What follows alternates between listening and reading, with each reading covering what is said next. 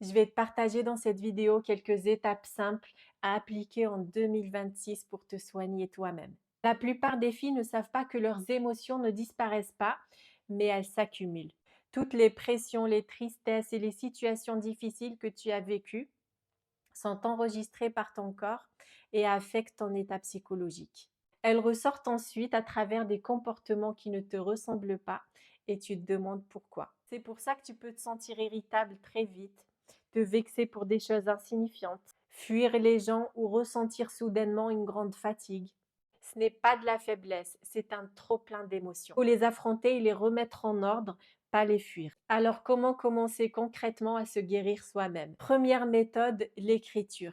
Écris tout ce que tu ressens. Pourquoi ai-je ressenti ça aujourd'hui?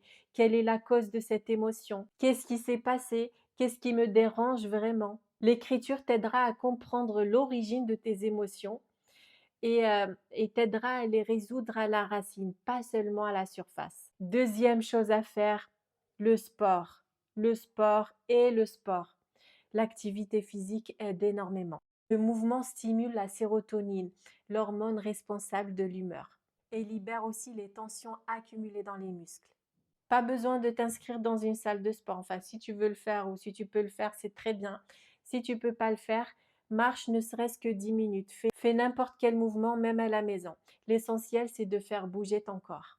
Troisième chose, les habitudes de développement personnel. Fais des activités qui t'améliorent. Par exemple, ranger ta chambre, essaie de lire, écoute des podcasts utiles, apprends quelque chose, fais une to-do list, mange sainement, bois de l'eau, entretiens tes cheveux, prends soin de ta peau et de ton corps. Ces petites choses entraînent ton cerveau à l'organisation et réduisent considérablement le stress.